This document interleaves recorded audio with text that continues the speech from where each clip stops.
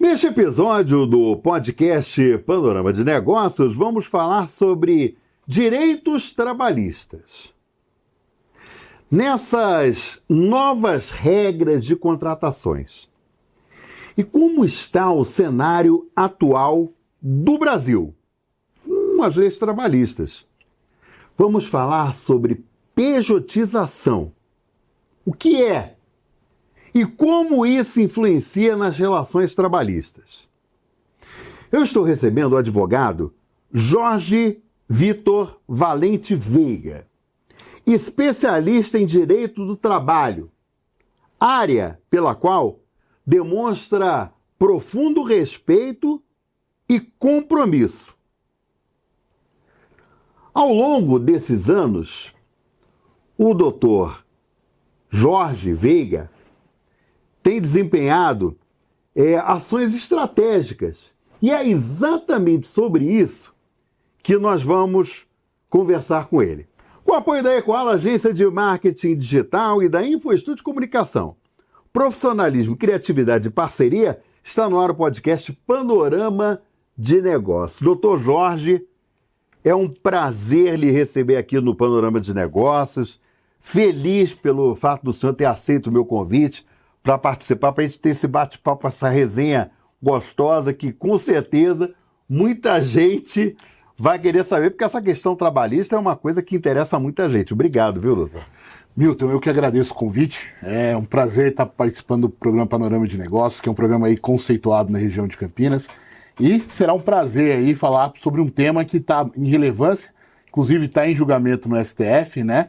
Então será interessante a gente trazer alguns panoramas aí da realidade de hoje, como está funcionando, as decisões dos tribunais, e será importante aí tanto para o empresário quanto para aquele também que deseja ser um PJ, para entender alguns dos requisitos que estão sendo aceitos aí na nossa jurisprudência, né? Que está sendo julgado aí nos tribunais.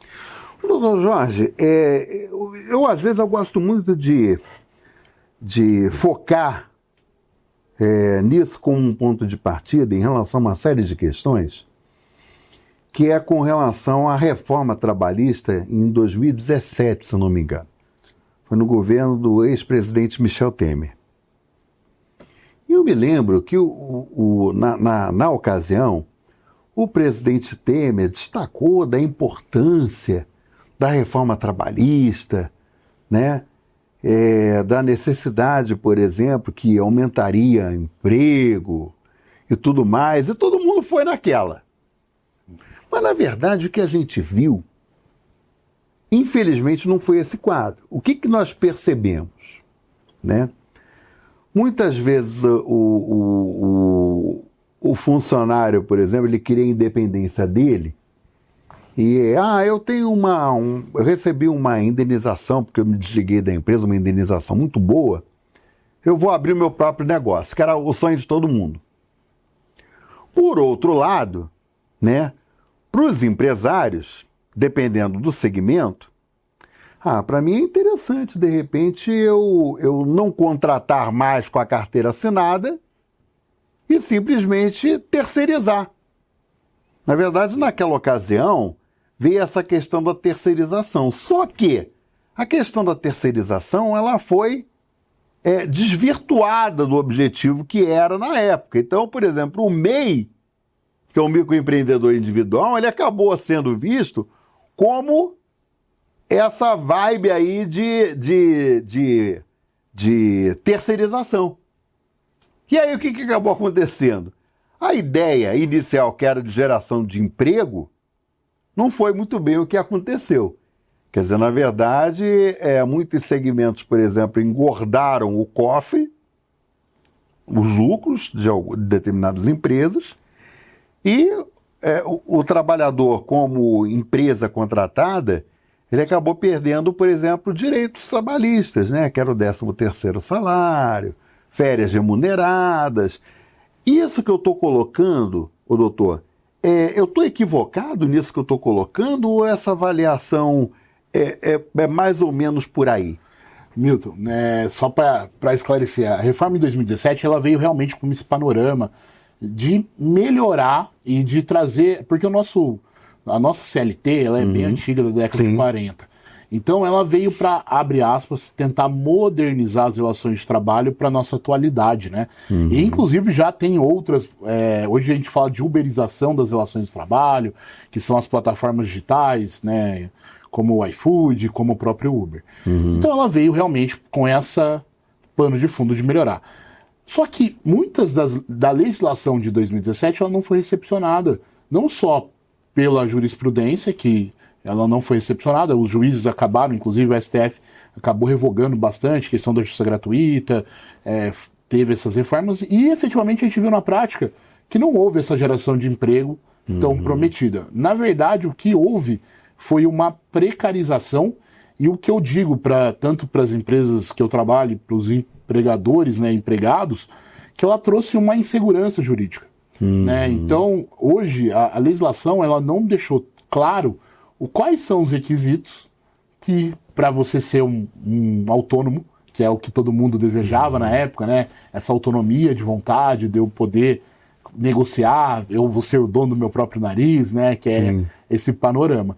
Então, a própria legislação ela é omissa nesse sentido, tanto é que hoje, né, que é o tema 389 de repercussão geral do STF, hoje todos os processos que tratam sobre esse tema estão suspensos, né, foram suspensos em abril, e estendido isso pelo ministro Fux a todos os tipos de contrato que discute isso.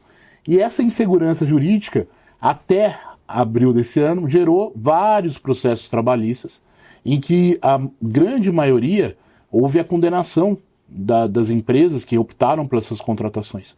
Então, essa insegurança jurídica que trouxe, que não houve essa melhora. Eu cheguei a ter clientes que quiseram colocar como MEI até funcionária da limpeza, né? Como que a funcionária da limpeza vai querer discutir o contrato de trabalho? Qual é a capacidade, né, dela tem dessa negociação? Então, isso ficou bem obscuro e, conforme você falou, Milton, a sua visão está correta. Ela não aumentou o emprego. Na verdade, ela precarizou algumas relações com esse pano de fundo. E mais que isso, que eu acho que é o mais perigoso hoje, é a insegurança jurídica que eu tenho quando eu vou dar uma orientação, que até o que nós estamos falando aqui pode ser que daqui 2, 3 meses, quando sair o julgamento, seja totalmente ao contrário. É verdade. E a gente trata, né, como as empresas hoje, e o débito trabalhista gerado por isso é muito grande. Porque quando a gente fala de contratação de MEI, a gente fala em ausência de 13º, de um fundo de garantia. Então, numa eventual condenação trabalhista, isso tudo se reverte em desfavor da empresa. Então, na verdade, o doutor Jorge, as pessoas ouvem falar, né, sobre essa questão da pejotização, e um fato que é bastante curioso é que quando a gente fala sobre essa questão da legalidade na contratação de trabalhadores sobre o regime de pessoas jurídicas, e a pejotização, na verdade, é isso, tá? Tem gerado aí intensas discussões na esfera trabalhista e constitucional. Então, a questão não se refere única e exclusivamente e apenas à esfera trabalhista. Que eu estou falando do Tribunal Regional do Trabalho, do Tribunal Superior do Trabalho, advogados que atuam na área trabalhista, empresas e trabalhadores. Nós estamos falando sobre um ponto de vista muito mais amplo que tange a Constituição brasileira. Então, eu não sei, doutor, se eu estou equivocado, mas eu vejo que nós estamos numa sinuca, que é exatamente esta sinuca que gera essa insegurança jurídica. Porque o que acontece? Para quem está no lado da contratação, também tem receio. Porque não sabe o que o Supremo Tribunal Federal vai decidir. Então fica todo mundo meio com o pé no freio. Isso daí, de uma certa forma, não trava a economia nossa, doutor? Então, Milton, isso é um dos problemas que a gente vê na prática. Essa insegurança jurídica, ela impede que alguns tipos de trabalhadores, que é aqueles que têm condições, possam negociar seus contratos, né?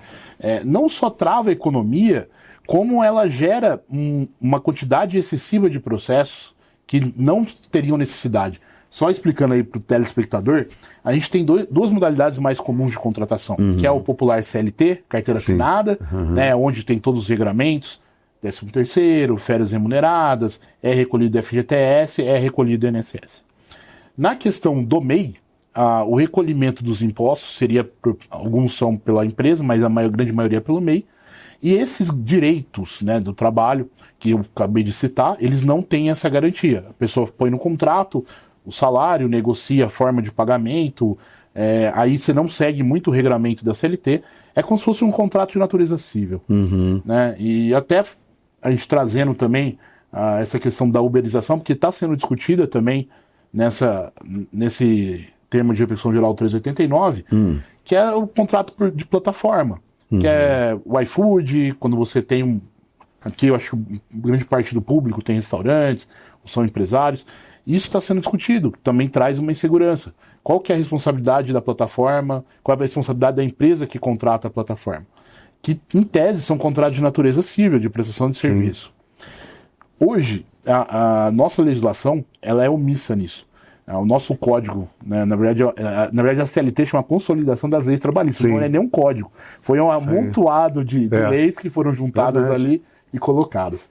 Então isso traz uma certa insegurança no ponto de vista que a gente vê muita manifestação das plataformas de forma justa, porque eles não negociam o valor do ticket deles, já é colocado. A gente tem algumas modalidades também que a pessoa dá a rota, não é a pessoa que faz a rota. Então isso, além de travar a economia, isso traz uma demanda para a Justiça do Trabalho, gera um custo social também muito grande. Qual que daqui a alguns anos, essas pessoas que não recolheram INSS, essas pessoas que não tiveram esses direitos garantidos nesse momento, o que vai trazer para o Estado? Qual é o custo disso para a arrecadação também, não só do Estado, da União e dos municípios? Qual é o impacto em imposto para isso? Né? Então, tudo isso tem que ser regulamentado pela legislação e, infelizmente, não tem.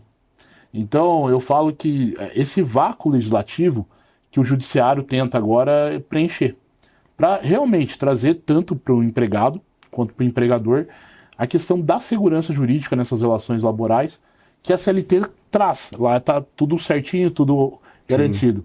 E os contratos cíveis, né, eles não têm. É só fazer um adendo aqui, pela Organização Internacional do Trabalho, no Brasil não poderia haver terceirização. Sim. Nós somos signatários de uma norma que fala que é proibida a mercantilização da mão de obra. Então, até o contrato de MEI, se você for olhar do ponto de vista como signatário da lei internacional, que tem dentro do nosso ordenamento vocação de lei ordinária, nós não poderíamos ter nem cogitar a hipótese de ter terceirizados dentro de empresas, os contratos MEI. Mas a realidade não é essa. Então, a gente tem que se adequar à realidade e ver o impacto disso do ponto de vista financeiro, social, e qual é o impacto que realmente gera de empregos. Né? Hoje a gente vê uma coisa muito esquisita até. Sobram-se vagas e falta um candidato para essas vagas. Isso aí. Né? Então, pessoas qualificadas. Pessoas qualificadas que queiram efetivamente trabalhar ou trabalhar de uma forma... Eu trabalho para algumas empresas que as pessoas querem ser MEI, que é falar, não, eu quero prestar serviço para você em determinados dias.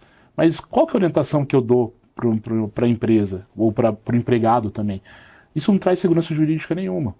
Se você for mandado embora ou sofrer um acidente, o que vai estar garantido ali? Né? O que se a empresa mandar embora? O que ela vai ter que pagar? E hoje a gente tem infelizmente, essa parte obscura dentro da legislação. Então eu acho, doutor, sendo muito sincero, eu acho que a gente tem vários pontos obscuros.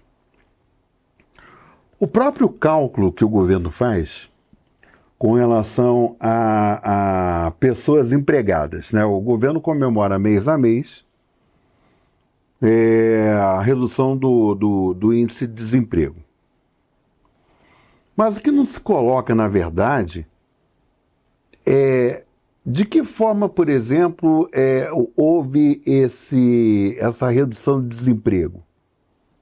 Com novos meios criados, com pessoas que foram contratadas com carteira assinada, isso daí fica meio obscuro, não é colocado claramente, né? De que forma, por exemplo, abriram-se postos de trabalho. Que a partir do momento que aquela pessoa, por exemplo, que estava numa condição informal, ela se transforma num MEI, ela foi legalizada, vamos dizer assim. Só que essa questão do legalizado, como um funcionário empresário legalizado, acho que talvez esse daí seria o termo, né? Um empresário legalizado como funcionário. Se você for parar para esmiuçar isso, tá? A gente vai perceber, por exemplo, que sobre o ponto de vista previdenciário, o INSS está com uma bucha na mão. Por quê? Porque a partir do momento que as empresas contratam um mês, e o que o MEI ele desconta é um valor muito baixo, um valor fixo, 70 e poucos reais. Quer dizer, essa conta não fecha. Por quê? Porque, na verdade, a priori, para o governo seria muito interessante que as pessoas fossem contratadas com carteira assinada, porque o que esse empregador vai pagar ao INSS é um valor considerável. Seria 11% em cima do valor salarial, dependendo do valor salarial que aquela pessoa receba. Se ela recebe muito, aí esse valor pode chegar, acho que até 17%, 18%, não é isso? Então, colocando esse quadro que eu estou ali colocando agora, não são vários pontos obscuros, doutor? Na realidade, Milton, isso aí é um pouco... Eu falo que número é tudo manipulado, né? Uhum. Então, se você vê o que considera emprego pleno, é pessoas que não estão procurando emprego, pelo que eu entendo lá. E a gente vê que não houve um aumento efetivo dos MEIs, né? Se a gente for pegar historicamente, não tem esse aumento. É que assim, eu falo que tudo que a gente coloca como numeração, ele gera algumas situações que é propriamente para trazer propaganda governamental. Uhum. Né? Então, quando você fala do déficit que tem do INSS, essas reformas que foram feitas como pano de fundo, vamos economizar, a gente vê que efetivamente não era o grande problema. O grande problema é que cada vez mais o governo arrecada menos e aumenta seus custos exponencialmente. Fora as outras polêmicas aí, né, que a gente pode entrar, de furto de aposentados, que nem sequer teve uma CPI decente para poder apurar os rombos da Previdência. A gente tem algumas outras situações que relacionadas a programas governamentais, como Bolsa Família. E é uma das coisas, desculpa entrar nesse celeuma, mas você vê que hoje o governo ele privilegia quem não está trabalhando. Porque as pessoas, na verdade, batem muito nessa As pessoas têm hoje, para você ter assim, um panorama, pessoas que querem trabalhar, às vezes sem o registro, como MEI, ou com um contrato muito simples, justamente porque vai perder o benefício governamental do Bolsa Família. Então você vê que, na realidade, eu acho que há um déficit, primeiro, de pessoas querendo trabalhar efetivamente, finais de semana, dependendo do tipo de comércio, e mais esses incentivos governamentais que são válidos, que tem muitas pessoas que necessitam, mas que teria que ter um critério um pouquinho melhor de apuração, teria que ter um critério um pouquinho melhor e até incentivar pessoas que estão ali efetivamente querendo trabalhar. Né? Então, eu falo que no Brasil, tudo que recai sobre o colo das empresas. Né? Então, a gente, ao ver um aumento exponencial da questão dos impostos, das taxas que as empresas vão ter que pagar com a reforma tributária que está aí, né, batendo a porta aí já, e você vê... Eu até brinco, né, que tudo recai sobre a empresa. Esse dia para trás a gente estava tendo uma discussão sobre a NR01, que é sobre a saúde mental, que a empresa, que em tese teria que ser um programa do governo federal, ou com acolhimento do SUS, mas que recaiu também o custo sobre as empresas. Então, a questão do pleno emprego, efetivamente eu vejo que, na realidade, não há um aumento exponencial dos MEIs. Isso aí já foi provado que desde quando foi permitido a contratação de MEIs não aumentou, inclusive pela insegurança jurídica, e também não houve um aumento exponencial de CLT, né, das pessoas contratadas por carteira. Então a gente vê que ou é subemprego, ou pessoas que se recusam até ser registradas pela questão dos programas sociais que perderiam direitos. Agora, o doutor Jorge, as pessoas que estão acompanhando o panorama nesse momento, elas ouviram a gente falar desde o início sobre pejotização. Eu acho, não sei se você concorda comigo, mas eu acho que seria interessante a gente esmiuçar um pouco mais sobre essa questão do termo pejotização, para as pessoas entenderem o que é e por que foi gerada essa insegurança jurídica a partir do momento do posicionamento do ministro Gilmar Mendes, do Supremo Tribunal Federal, sobre essa ótica da pejotização. Todos os contratos movidos por pessoas, por exemplo, que estavam trabalhando numa empresa como MEI, né, essas audiências, elas ficaram suspensas por enquanto. Vamos lá. Primeiramente, na verdade, não é só as audiências não, tá, Milton? O processo em si, ele foi processo, suspenso, né? Uhum. Então, o que acontece? Ele não foi extinto. Não foi extinto, foi suspenso. Todos os processos eles foram suspensos. A gente não sabe por quanto tempo, né? Cada hora parece um escândalo diferente e eles vão passando na frente, né? Então, vai ter o julgamento do Bolsonaro, se vai prender ou não vai, depois vai aparecer alguma outra situação aí para passar na frente. Mas a PJ seria a contratação, diferente da CLT, de pessoas com contrato civil, né? E, em tese, essas pessoas teriam autonomia para negociar salário, horário de trabalho. Seria como se fosse um contrato de prestação de serviço, efetivamente, sem essa vinculação, sem questões aí de multa de 40% quando desligamento. Geralmente é colocado um valor menor ou o valor de um salário, sem direito a fundo de garantia, né? Só fazendo um panorama, fundo de garantia ele surgiu para substituir a estabilidade decenal, né, na Constituição de 88. Então, a pessoa também não teria direito. Então, eles foram feitos uma forma da pessoa poder ter essa autonomia. Eu quero ser contratado hoje pelo Milton, amanhã eu quero ser contratado pelo Jorge, e também não teria essa, abre aspas, essa exclusividade.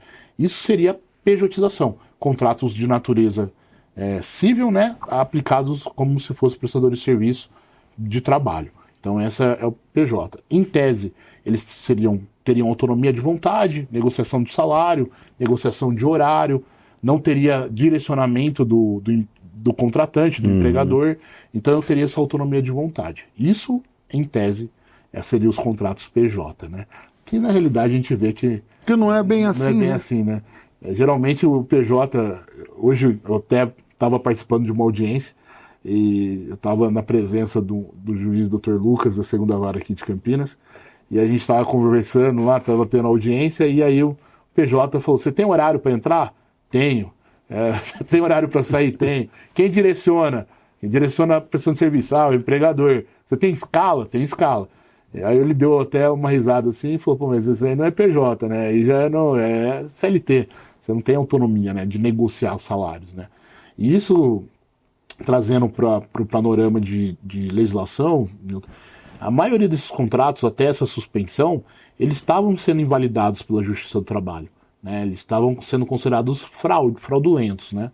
E justamente o Gilmar Mendes chamou esses contratos, suspendeu esses processos, para verificar alguns requisitos, né? Hoje, pelos julgados que tem, até tem um livro do Dr. Manuel Carlos de Toledo Filho, que é um desembargador aqui, que ele fez uma análise de linha de tempo das mudanças de decisões do STF, né? Como que está sendo julgado ao longo, né, do tempo. E ele faz um panorama bem interessante como está mudando, né? Então, hoje, a maioria dos PJs que chegam e que são até considerados válidos, você teria que ter uma autonomia de vontade. Hoje é muito comum jornalistas, né, serem contratados como PJ. Sim. Então você teria que ter autonomia de vontade, a escala é você que teria que fazer, você teria o poder de negociar seu salário, quero ganhar 50, 100 mil reais. E a gente vê que a grande realidade da maioria dos profissionais não é essa, né? Com exceção de jornalistas aí de redes grandes ou que vão trabalhar para streaming, eles negociam, mas a a grande parte não pode chegar e falar, eu quero ganhar isso, quero fazer só isso, meu contrato é só esse. Então... Agora vem cá, ô doutor, na sua avaliação, o que o senhor acha que pode acontecer, né, em termos de posicionamento do STF em relação a essa questão da pejotização? Se a gente for pegar histórico e pelos últimos julgamentos, eu creio que vai ter um consenso, alguns tipos de contrato vão ser considerados válidos, e eu creio, assim, fazendo um adendo, seria mais pela questão dos valores envolvidos, né? Hoje tem a gente chama de exceção do artigo 62, que fala que para uma pessoa ser gerente ela tem que ganhar 40% a mais que um funcionário normal. Eu creio que, pelo posicionamento recente, esses contratos têm a possibilidade de ser considerados válidos, e vai depender muito da questão da remuneração e dessa autonomia de vontade. Porque uma das coisas na CLT, que está no artigo 2º e 3º, que a gente fala de pessoalidade, onerosidade e subordinação. Então, para não haver, para ser autônomo, teria que tirar esses requisitos. E eu creio que das situações que poderia ser colocado seria o salário e essa autonomia. Eu trabalho para você a hora que eu quero, a hora que eu posso, né? Eu presto esse serviço, mas sem ter aquela escala. Tipo, ó, das 7 horas da manhã você tem que estar aqui para trabalhar até meio-dia, sai a meio-dia, volta 1 hora. Então eu acho que nesses contratos, onde eu tenho essa dinâmica, provavelmente o STF vai considerar válido. Né? Eu não sei, sinceramente, como que vai ser a questão dos Ubers, da questão das plataformas digitais. Que ponto vai ficar, né? Já entra num outro celeuma, porque a prática ali, as plataformas digitais, elas não dão essa oportunidade. E quando o funcionário, o colaborador, né, a pessoa que está prestando serviço, se nega, geralmente lá, indiscretamente, de forma discreta, eles tiram ele da linha, da rota, né? Eles têm o hábito de fazer isso, principalmente. É uma reclamação que a gente teve lá com relação aos Ubers, né? Quando eles negam 2, 3 vezes, automaticamente eles já vão para o final da fila ali e as rotas melhores eles já não pegam mais, né? Não cai para ele. Isso também acontece com o iFood. Então, né, no iFood tem agora a 99 também que faz entrega. Então, eu creio que vai ter que ter uma modulação de como que vai funcionar essas plataformas, que também está em discussão isso também. Como que vai ser. Porque recentemente a gente teve alguns casos aí no escritório que tem motoristas dedicados, né, principalmente em plataforma de entrega de comida. E isso também é um problema. Se ele é dedicado, a partir do momento que ele é dedicado, ele tem subordinação a uma única loja, ele não pode escolher o pedido.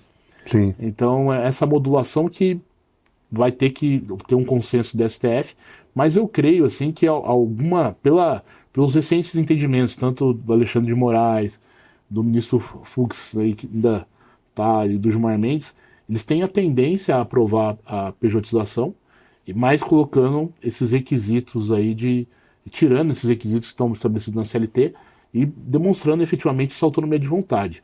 Hoje, Milton, o que a maioria da jurisprudência entende?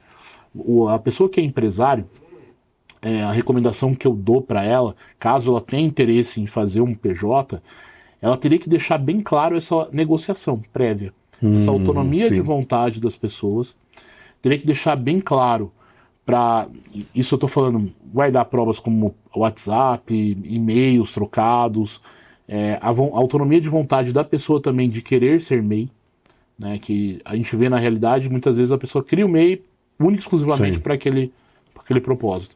Então isso seria interessante caso a pessoa opte pela contratação. Por enquanto eu ia falar para segurar um pouquinho, por causa até esperar o julgamento, né? Eu sou um pouquinho conservador, né? Até porque a decisão pode gerar um passivo.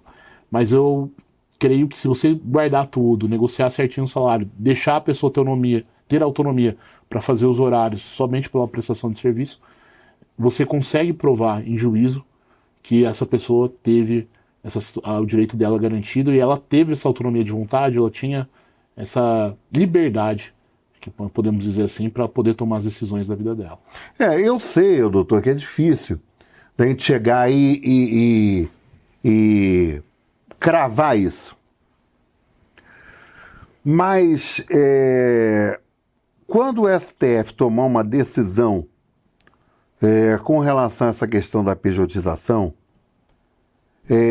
os trabalhadores que estão com o processo suspenso, eles podem vir a ser prejudicados desses processos, doutor? Olha, essa é a pergunta de $1 milhão, né? Mas eu creio que, na verdade, o prejuízo ele já existe. Né? Quando você há uma suspensão, que é uma repercussão geral, e você não tem uma data para julgamento, você há de concordar comigo que tanto para a empresa que vai ter um passivo, quanto para o trabalhador que tem, abre aspas, um crédito, vai demorar, né? Para poder estar ou recebendo ou para poder negociar esse crédito. O que seria o maior prejuízo na minha concepção? Quais são os critérios que vão ser adotados para consideração desses contratos? Sim.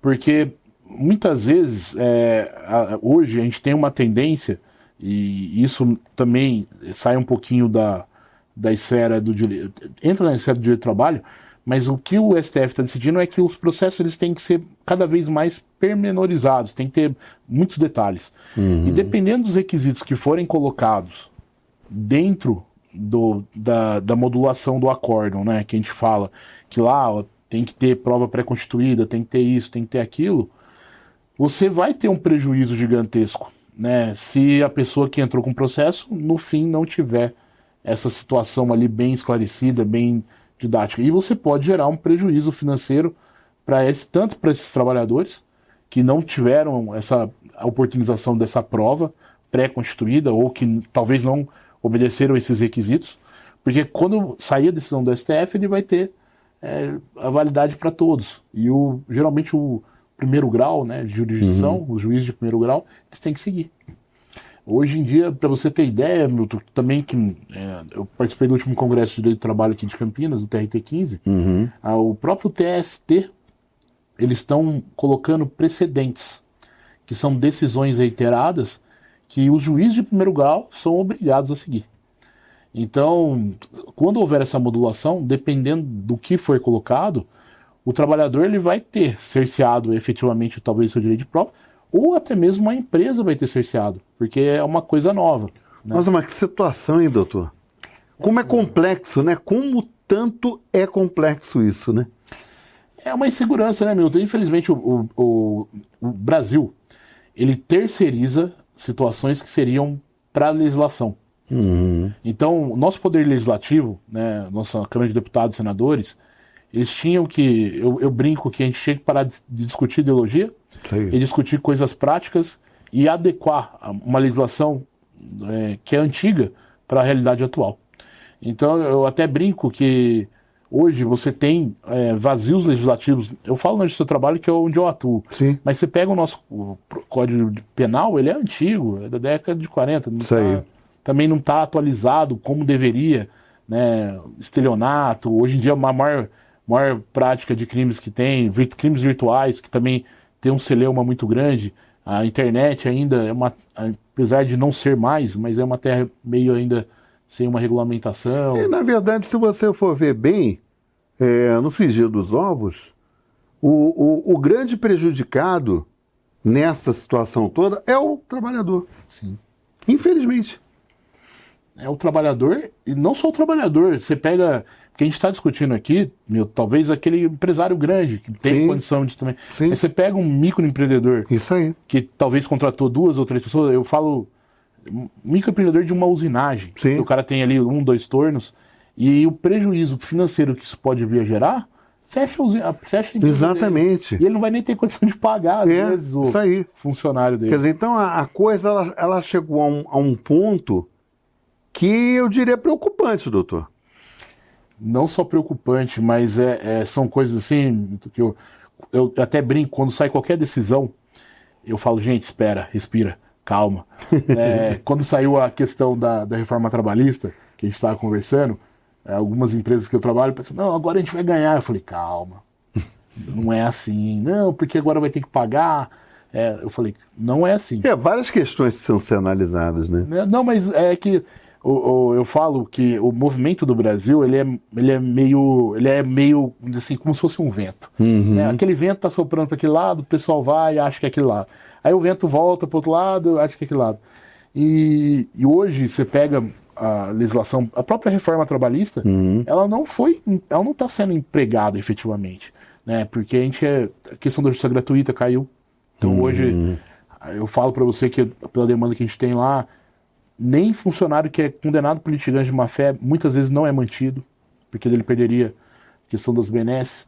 A justiça gratuita, ela, que em tese, não sei se você se recorda, quando o funcionário entrar com o processo, vai ter que pagar, e foi promulgado isso para um monte de gente. Sim. Não existe isso.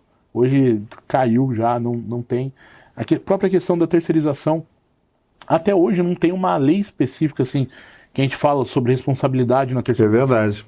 Para você ter ideia, a gente é regido pela súmula 331 do TST, que é uma súmula, que é uma decisão reiterada do tribunal. Mas ainda assim não traz o legislador até hoje. E olha que a terceirização já é algo antigo. Isso aí, não tem uma lei... Bem antes, né, da reforma. É verdade. Até hoje não tem. Qual que seria a responsabilidade de uma pessoa, de um terceirizado? Uma lei, tá? Que falaria como que ele teria que ser penalizado. Até hoje não tem. Infelizmente a gente vive nesse celeuma, né, desse vácuo legislativo que a gente tem no Brasil. Doutor Jorge, estamos encerrando esse episódio do podcast Panorama de Negócios. Eu queria muito falar sobre isso, sabe, doutor? Porque surgiram muitas dúvidas das pessoas e as pessoas ficaram incomodadas mesmo quando houve essa questão, esse posicionamento do ministro Gilmar Mendes, do Supremo Tribunal Federal, com relação à questão de pejotização. Ficou muita gente com a pulga atrás da orelha e preocupada. Então, eu vi que era uma oportunidade ímpar, né, de nós esclarecermos isso aí para muita gente, né, que acompanha o Panorama de Negócios. Eu quero muito, muito mesmo lhe agradecer. Eu acho que o nosso bate-papo assim, foi bastante salutar, né, no sentido de esclarecer mesmo as pessoas, que é a função do jornalismo, né? De esclarecer, de trazer a informação da forma correta, para que todos entendam, né, vantagens e desvantagens, vamos dizer assim, né? Muito obrigado, viu, doutor? Milton, eu que agradeço o convite, obrigado pela oportunidade de estar participando do seu podcast, e qualquer coisa aí, estamos à disposição para quem quiser seguir a gente nas redes sociais lá. Como é que faz, doutor? Fala aí. A gente também tem um podcast também, chamado J Conecta, e a gente tem o Jorge _Veiga Advogados Associados, que a gente posta algum conteúdo, e tem minha página pessoal também, Jorge _Veiga Advogado, que a gente geralmente posta algum conteúdo, alguma atualização, algum precedente novo que está saindo aí, a gente está sempre... E isso é importante, né, doutor, para as pessoas terem... elas têm essa necessidade do conhecimento, e isso é muito importante. Não, é válido, porque a maioria do acesso à informação hoje ela é complicado. E informação, vamos dizer assim, que tenha fundamento jurídico é importante até para a pessoa saber o direito dela. Sim. E, infelizmente, muitas pessoas aí elas ficam sem saber até como pleitear, o que fazer em determinadas situações. Gente, muito obrigado mais uma vez por você que nos brinda com a sua audiência, e fica, como sempre, ao fechamento de cada episódio, o convite para o nosso próximo encontro. Grande abraço a todos e até lá. Obrigado, até mais.